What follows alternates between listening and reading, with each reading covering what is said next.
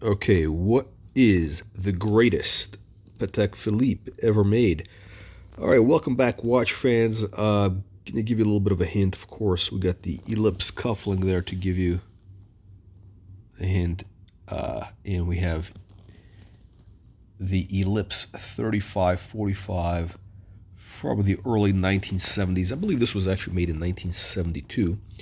Now, look, sorry about the major faux pas. Having yellow gold Elipse cufflinks, white gold watch, and of course, even worse, the wrong buckle. This is not the correct buckle. There's an Elipse buckle that comes with it, but this, it is an Elipse. Excuse me, this is a legitimate Patek Philippe white gold buckle. I am waiting actually for my correct Elipse buckle. These Patek people. I ordered this 6 months ago almost. Still have not received it. Now, I gotta tell you, this dial, it doesn't. You can't quite get it on video. Maybe I'm just not the world's best videographer, but there is a sunburst. There is a sunburst here. This is a blue sunburst dial. It's not working quite as it should be. Yeah, there we go. I think you can kind of see it. Okay, so 3545. Why am I saying this is the greatest Patek Philippe ever made? Well, the designer of the Elipse was Gerald Genta. That's right. That's right. You guys know the Royal Oak, the Nautilus guy. This watch, now the Elipse, I think it was made 1968 was the original design. So this is a couple of years before the Nautilus and the Royal Oak. But look closely. Now this is the horizontal version of the Elipse. I'm not a fan of the classical Elipse, which is kind of the vertical one. It looks kind of like a vagina on your wrist. It's a little too feminine, quite frankly. And again, these are small watches. These are like, I don't know, what is this? This is not a, I don't even know, this is 30 millimeter. I don't know, it's a small watch. The vertical ones, they're just too feminine. But the horizontal ones there's just more going on. I think they're much more interesting. So what can you see here? That's right, this is I think you can kind of see the origins, the DNA of the Nautilus and the Royal Oak in this watch.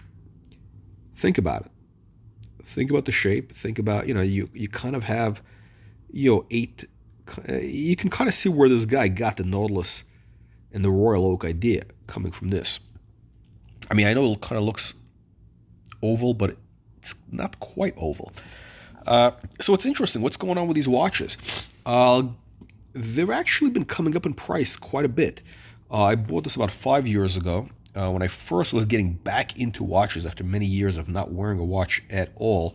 This is manual wind, very, very thin, super thin movement, beautiful, beautiful, super elegant. So I paid if I remember, $3,700 on eBay from Japan. This watch is from Japan, and there's the Japanese love white gold. I don't know if this was made specifically for the Japanese market, but since the time I bought it, I've been on the hunt for more of these Elipses. I've never seen another 3545 in white gold. There's a couple of listed on Chrono in yellow. Things you got to watch out for. Condition. This is the original condition. This watch has never been polished, so look very carefully here. It's pretty crisp. You can pretty much see it's very crisp. Very crisp. There's a couple on Chrono that look like they've been over polished, or they've been polished quite a bit in yellow gold. Another thing you want to watch out for is the dial. They do flake a little bit. I've seen them flaky. I am getting a little bit of flaking action at the sort of a 10 o'clock area. You can see a little bit has come off. Fascinating watch.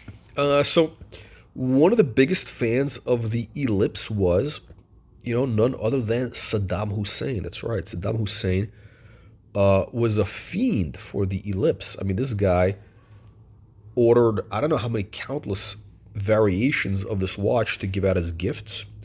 You see them popping up now online on eBay, Chrono24, etc. A couple of different variations. Usually they're the oval ones. They're all kind of a little bit weird looking. Not weird, but he had a kind of a peculiar taste. Of course, the Saddam Hussein ones have the Iraqi eagle or the coat of arms. What is it? The motif, flag, whatever. Some of them have his signature. Um, Quite interesting, quite interesting. But usually the Hussein watches are not that great. They're kind of like late 70s into the 80s. They're always kind of like weird. They're always like a little bit too much going on with them. There are a lot of gold, a lot of. I think he ordered like kind of oddballs. And you know who else was a fan? Of course.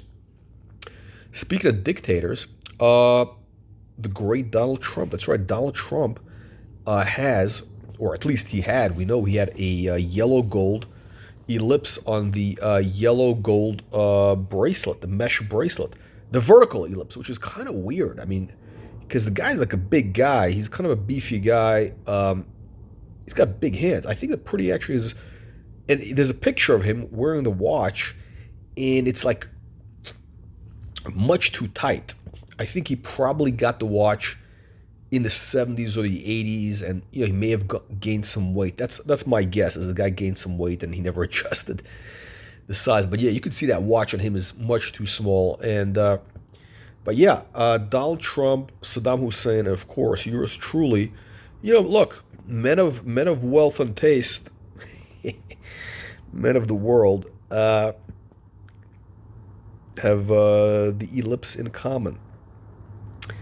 Again, I'm a big fan of the Elipse. They're coming up in price. You can see these 35, 45 models going for roughly $8,000 now. I think it's a little high. Don't pay more than $5,000, $6,000 if it comes with the correct strap, original buckle. You want the Elipse buckle. You don't want to go through this bullshit that I'm going through with, having to order an Elipse buckle. But yeah, don't pay more than $6,000. Again, the watch market is dead right now. This is early 2023. But long term, I think these actually going to do quite well. Probably, they're ticking up. It's typical 3 to 5% a year appreciation, compounding. So we might be at $8-10,000. I would say $10,000 in about 5 years. So your money is safe in these watches. If you can pick it up for $6,000 or less, your money's safe. It's a great watch. Watch out for the condition. Make sure you got it unpolished like this, crisp. Look at these edges here, nice and crisp. And make sure the dial is in good condition. There's no flaking. These apparently are prone to flakery. But I think this is a very important part of Patek history, because this model was the predecessor to the Elipse, the Royal Oak, the Nautilus, the whole Gerald Genta legacy all came from this watch. This is where the guy got the idea to do unique shapes, and I think when he got to this horizontal version, that's when he got the idea to do the Nautilus, the Royal Oak, etc. You really can see it very clearly. And you can see this is interesting. So you got the kind of oval, but you got kind of hard edges. You have that Royal Oak Nautilus DNA right in this watch. So interesting piece of watch history. Anyway, let me know what you punters think. Leave your nasty comments below. Make sure you like and subscribe.